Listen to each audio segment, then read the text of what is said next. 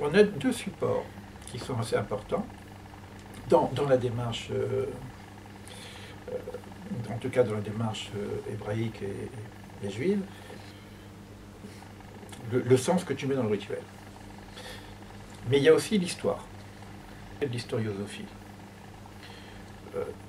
On n'est pas dans une démarche simplement de réalisation de soi dans son île, tranquille, où je me coupe du monde et je me réalise tout seul. D'accord ?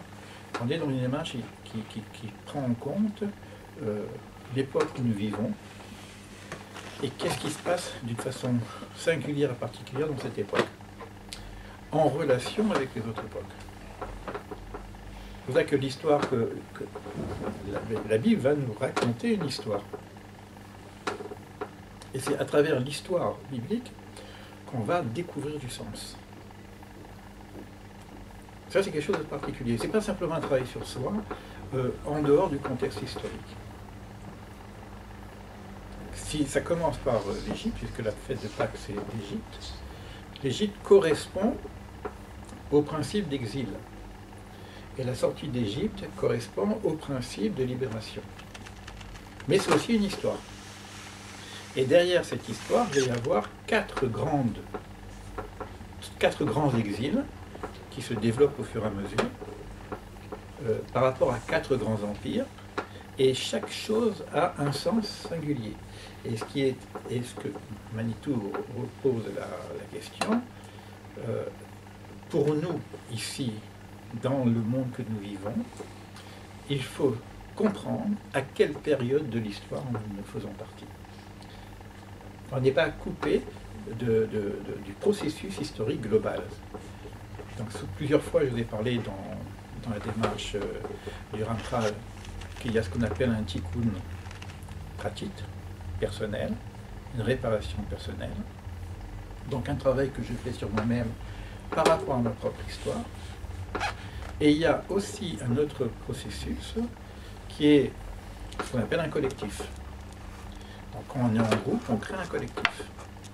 Donc il y a un travail qui se fait naturellement à travers un collectif, de réflexion, etc. Et au-dessus de tout ça, il y a ce qu'on appelle un tikkun olam, une réparation universelle. Et ça, c'est l'histoire du monde. Et nous sommes que des électrons, des particules, qui ont du sens, mais qui ont du sens dans un ensemble global qui est le clan, ce qu'on appelle le clan. Et on ne peut pas se couper du clan. Dans les quatre enfants de Pessah, on dit qu'il y a quatre enfants qui viennent se poser des questions. Il y a un enfant qui connaît les quatre questions. Quatre frères. Hein? Ouais. Racham, le rachat, le tam, et celui qui ne sait même pas poser de question. Et celui qui ne sait pas poser de questions. D'accord? Alors le Chacham, il pose des questions très très précises. Il demande l'ordre des choses. D'accord? Il va utiliser des termes très précis par rapport à ce qu'il vit. Il y a le tam. Lui, il pose une question très simple. Qu'est-ce que c'est?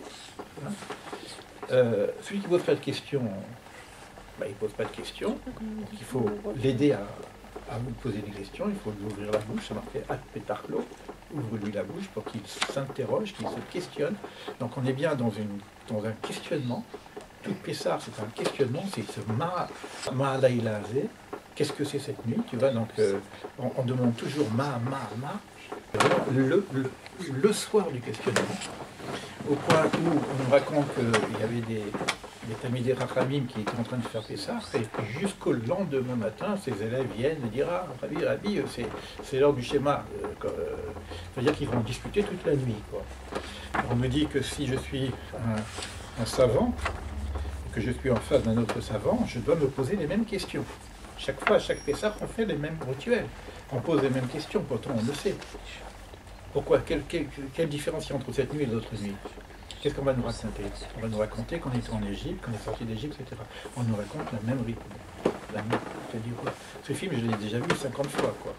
Donc il faut bien qu'il y ait quelque chose derrière. C'est pas simplement un rituel pour rien. Alors pour revenir au rachat, Le Racha lui dit qu'est-ce que cela pour vous? Pour vous et pas pour lui. La Gada dit, hein, pour vous et pas pour lui. C'est-à-dire qu'il s'est écarté du klal. Et Kfar Beikar. Et quand il s'est écarté du klal, ce que dit la Gada, c'est l'essentiel. Beikar, c'est l'essentiel. C'est-à-dire que la proposition juive du rituel est une proposition klalite et non pas individuelle. Elle a une dimension spirituelle individuelle, elle a une vraie dimension ésotérique et même initiatique, ça on le voit à travers la Kabbale, mais elle n'a sens que dans la mesure où elle est prise en charge aussi par un klal, un collectif. On retrouve ça dans la synagogue, il faut 10 hommes, etc. Donc il y a tout un principe. Donc l'histoire, c'est elle qui devrait nous aider à nous positionner dans le monde.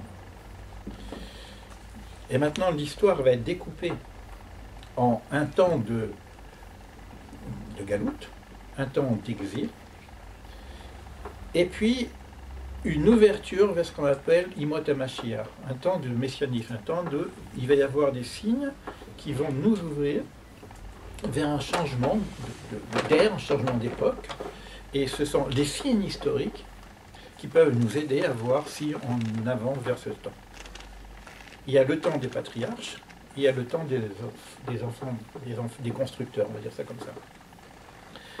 Et tout cet enseignement qui est proposé aussi bien par le Ramchal que par Manitou, que par le Rav Ashlag, que par la plupart des kabbalistes qui reprennent une historiosophie dans la symbolique spirituelle, on va dire ça comme ça, c'est des mots qui sont faciles, vient nous positionner individuellement dans ce cosmos, dans cette partie collective.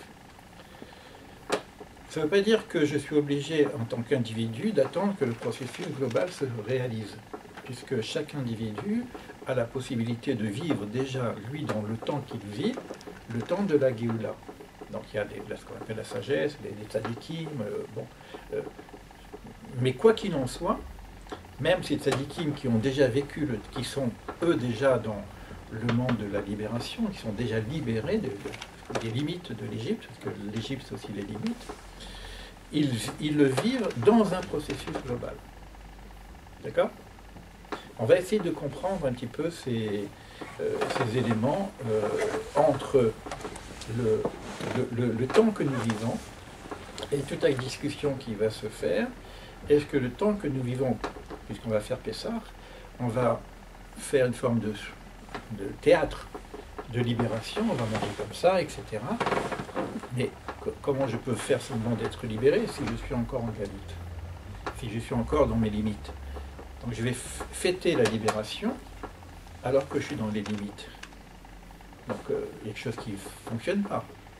Donc il faut voir comment cette question se pose dans l'Agada. On dit que celui qui insiste et qui raconte longtemps la sortie d'Égypte, il est digne de louange. C'est comme si parler de cette sortie d'Égypte pendant cette nuit-là, ben ce serait la clé d'un Damoclès qui nous permet d'ouvrir le champ de la libération. On a ici Rabbi Eliezer Ben Azaria qui dit « Et je n'ai pas mérité d'expliquer, de comprendre pourquoi on raconte la sortie d'Égypte la nuit. » Puisqu'on va faire le Seder de Pessah la nuit. Et il dit « Bon, il y a quand même une question, quoi. » Ad Shderasha Ben Zoma, jusqu'à ce qu'il y a une explication de Ben Zoma qui ramène une écriture chez Nehemar, les Ma'an Tiskor et Yom Tzetzecha Mered Misraim, afin que tu te rappelles le jour de ta sortie d'Égypte. Alors, il y a un mot qui serait un peu en trop, on va essayer de comprendre. Les Ma'an Tiskor et Yom Tzetzecha Mered Misraim, Kol Yemei Chayecha, tous les jours de ta vie. Et là, bon, le Talmud décortique bien les mots, et Ben Zoma dit Yemei Chayecha, les jours de ta vie. C'est pour parler des jours, mais le mot Kol Yemei Chayecha, puisqu'il y a ce mot, Kol Yemei Chayecha, donc ça c'est pour parler de la nuit. Et les Chachamim viennent nous dire, alors c'est là qu'on rentre dans notre sujet, Yemechayecha olam hazeh, quand je dis le mot Yemechayecha, c'est pour parler de ce monde-ci. Le Kol Yemechayecha le'avi limot Mashiach. Le Kol Yemechayecha vient rajouter que la discussion qui se fait à Pessah, c'est pour parler de la venue du Mashiach. On n'est pas simplement en train de nous raconter une histoire passée, on n'est pas simplement dans une commémoration. D'ailleurs, Manitou dit que nous ne sommes pas un peuple de la commémoration. Si je raconte l'histoire, c'est simplement une préparation à ma propre sortie future. Et la propre sortie future, elle n'est pas individuelle dans le cadre de Pessah, c'est un peuple qui sort. Donc ce n'est pas une question de me libérer, moi, en tant que maître spirituel, etc. C'est que le temps messianique, ce n'est pas un temps pour l'individu. C'est un temps clanique, c'est même un temps universel. Le Mashiach, il vient aussi bien pour le monde, pas pour l'universel. Mais on va voir après la notion du Mashiach, parce qu'il y a deux notions du Mashiach. Donc ici, il dit ça. Mais c'est quoi la question? C'est quoi le vrai problème qui se pose ici? Je ne vais pas rentrer dans le Talmud, j'ai tout l'enseignement du Talmud, bon, ça nous prendrait un petit peu de temps, et peut-être pas le cadre pour rentrer dans le détail, dans les pitbulling du Talmud, mais c'est vraiment extrêmement intéressant parce qu'il joue vraiment sur des pots. C'est vraiment un texte assez complet d'ailleurs. C'est dans Brachot, on discute de tout ça. Donc je vous dis tel que je l'ai reçu par Manitou. La question qui dit comment ça se fait qu'on puisse parler de la sortie d'Égypte la nuit, parce que la nuit, ça correspond à l'exil. C'est la nuit, c'est sombre, on ne voit rien, quoi, d'accord? Et le jour, c'est la libération, d'accord? Donc il dit comment je peux parler, c'est ça la vraie question, comment je peux parler de la libération, de la sortie d'Égypte, donc de la libération, de la délivrance, alors que nous sommes à nouveau en exil. C'est quelqu'un qui est en prison, et il parle de la liberté, et il va faire la liberté. Pour être un peu plus dur avec cette question-là, imaginez-vous les gens pendant la Shoah. C'est quoi cette liberté? Ils font la fête de la liberté? Ils vont s'asseoir comme ça, et ils le font. Hein. Donc il y a ce livre extraordinaire, le titre, Célébration dans la... Je l'ai écrit quelque part, je vais le retrouver. Qui se pose des questions, comment faire Pessah pendant la Shoah, quoi. Alors, dans la Braïta de Ben Zoma, là, parce que quand on dit Kol Yemechayecha, vient dire le temps du Messie, d'accord? Alors, il y a deux lectures. Soit pendant Pessah, c'est un moment privilégié pour parler du messianisme, soit ça vient nous dire que lorsque on sera à l'époque du messianisme, on continuera à faire Pessah. Kol Yemechayecha, c'est-à-dire que tu le fais maintenant et tu le feras encore lorsque nous serons dans l'époque messianique.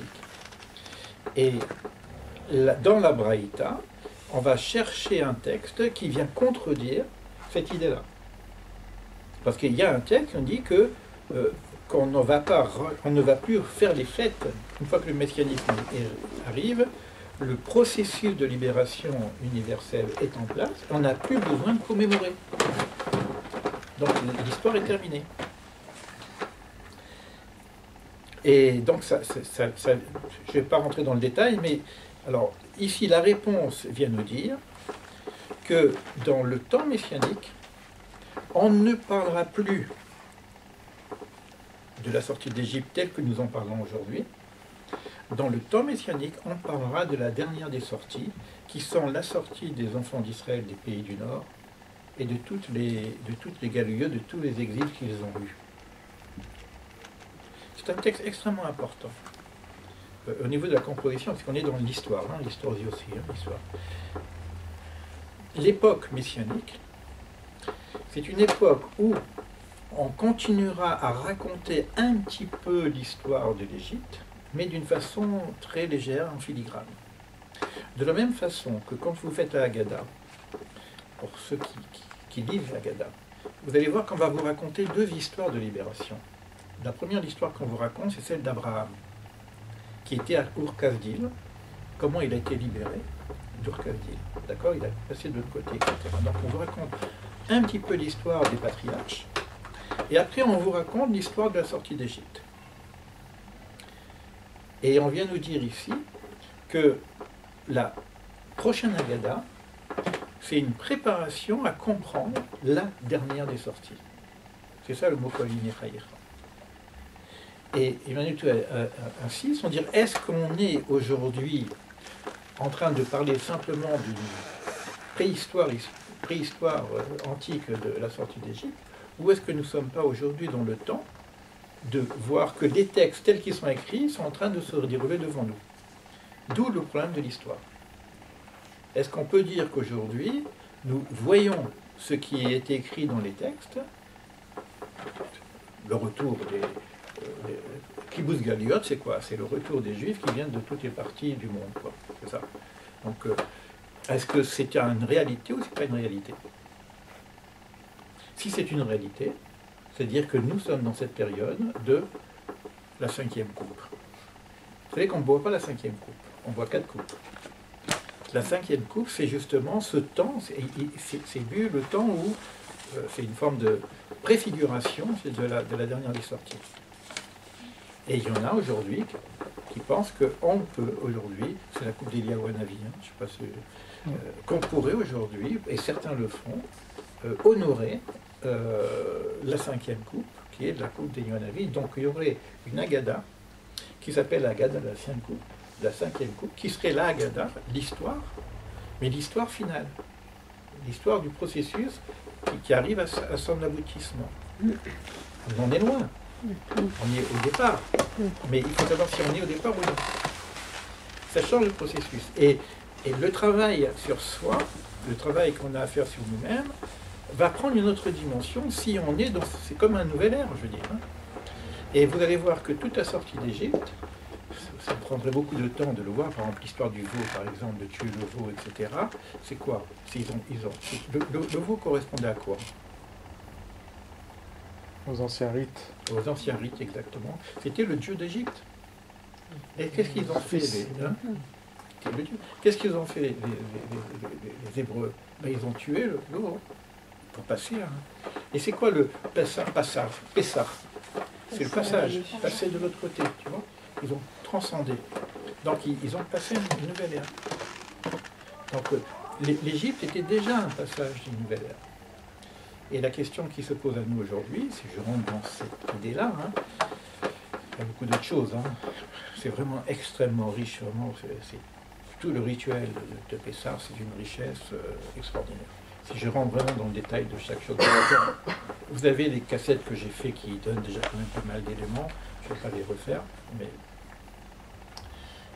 parce que le Seder lui-même est aussi un ordre qui nous permet de voir l'évolution de la libération. Par exemple, le fait de boire 4 verres, ça correspond à 4 niveaux de la libération, les 4 enfants, 4 niveaux de questionnement, 4 niveaux de l'âme. Donc on est vraiment dans un contexte de travail sur soi total. Donc il y a un vrai travail à faire pendant les 7 jours, et c'est les 7 séphirotes aussi.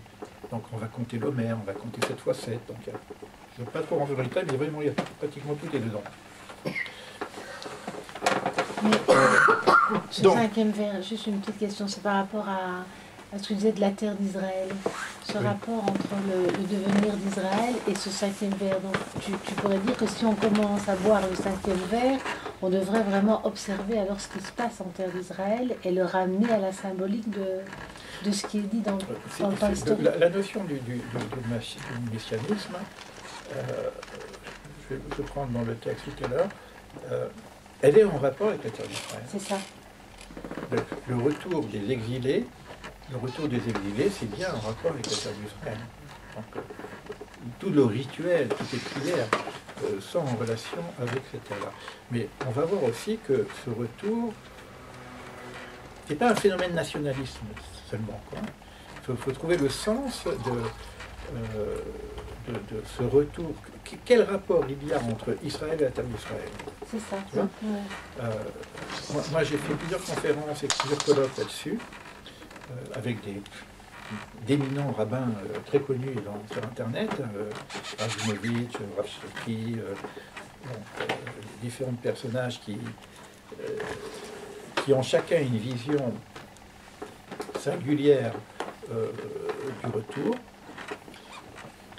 Et donc je les mets ensemble, et tous sont d'accord, bon, ils ont tous des principes différents, et tous sont d'accord, c'est clair, net dans l'écriture, que le phénomène historique, c'est le retour physique des enfants d'Israël sur leur terre d'Israël. Donc la renaissance de la terre d'Israël.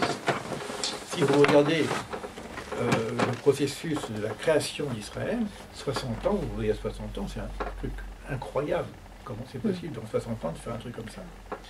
Donc ça, c'est le phénomène que, bon, il y en a d'autres, hein, les fleurs de Judée, le désert de Judée qui fleurit. Bon, je ne vais pas vous raconter tout ce qu'il y a comme prophéties qui sont en rapport. Alors voilà maintenant que le peuple d'Israël commence à s'installer sur sa terre. Et puis, si tout va bien, si on arrive à trouver la paix, etc., on arriverait à pouvoir vivre tranquillement, pouvoir aller à l'école sans avoir des bombes sur la tête, et pouvoir aller à la synagogue en priant comme on veut. D'accord? Et moi, je dis à ces braves rabbins, je dis tout ça pour ça. Tout ça pour ça, tout ce qu'on a vécu, les 4 empires, tous ces pogroms, pour arriver à être tranquille à la maison, et puis dire, maintenant, ça y est, on est libre. Pas de problème. Donc, l'aboutissement n'est que le début de quelque chose. Et là, on retrouve le projet sens. Et quel est le sens de tout ça?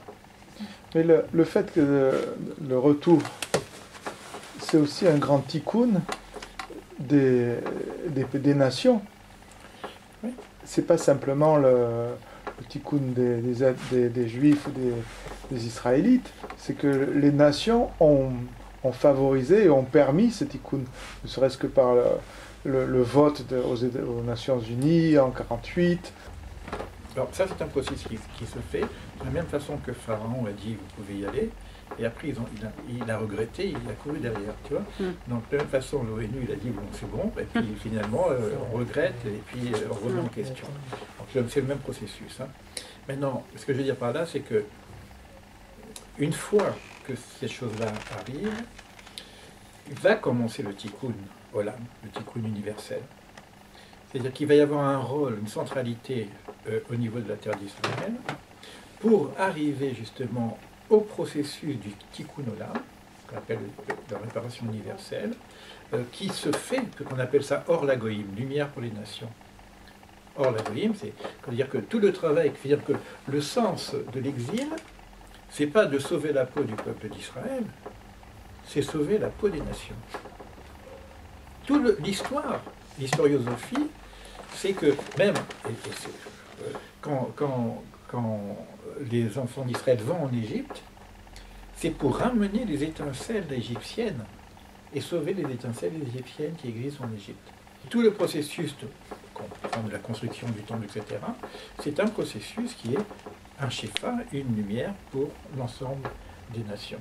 Donc il y a ce processus qui est derrière, qui est le processus universel. Je reviens un petit peu en arrière, que je fais un lien entre un travail sur soi, que ce soit logothérapie ou autre approche personnelle, hein, un travail sur soi, et tout ce que nous propose la démarche hébraïque. Vous allez voir, les choses sont... C'est presque du copie-coller, j'ai l'impression. Tel que moi je l'ai écrit, j'ai l'impression que c'est vraiment du copie-coller. C'est-à-dire que tu vois le travail individuel, tu vois la naissance de l'être humain. D'ailleurs, dans la Kabbale, tout le processus de séphirot, des machins, etc., c'est exactement le processus de la naissance. Hein. L'enfantement, la naissance, l'allaitement, l'enfant il est petit, il grandit, etc. Donc on a tout le même processus qui est raconté. Je ne vais pas faire le CDR de Pessah parce que c'est très trop long, mais il y a 15 niveaux de libération, 15 gestes. et tous les gestes qui sont en rapport entre un mélange entre la souffrance et la délivrance. On parle que de ça. Hein? Donc on va parler de l'amertume, on va manger des herbes amères pour rappeler l'amertume, et on va manger la galette de Pessah pour rappeler la libération. D'accord? Et donc il y a comme si le fait d'avoir de sortir de sa zone de confort, je dirais ça pour parler un peu le langage moderne, d'avoir une épreuve, d'être en exil, c'est ça qui nous met en processus de libération. C'est-à-dire qu'on quitte quelque chose d'un processus naturel, on nous dépouille, on nous met en esclavage, mais quelque part, on va quitter les besoins, les besoins fondamentaux parce qu'on les a presque plus, et il y a quelque chose de nouveau qui va émerger de ce dépouillement total. Alors, le rituel, il est basé sur ça. Comment ça se fait qu'on mange d'herbe amère? C'est pas bon, l'herbe amère, l'amertume. C'est-à-dire que le symbole. Comment ça se fait qu'on prend des galettes et on va faire un sandwich, parce que la vraie libération, c'est qu'on va faire le sandwich avec l'amertume et les galettes. Et on fait un sandwich et on mange ça comme ça, coudé. Mais c'est pas que la galette. C'est la galette avec l'amertume. C'est quoi le symbole? C'est d'apprécier peut-être la douceur après aussi. C'est l'expérience, de la sortie d'Égypte, c'est l'expérience de la délivrance, c'est l'expérience, parce que je suis... cheminement, quoi. Hein? C'est le cheminement. C'est le cheminement, mais ça passe par cette difficulté, et ça, donc c'est cette expérience-là, et donc la souffrance va être l'élément qui va me donner sens au niveau de ma libération. Si je suis bien dans ma peau, je ne bouge pas.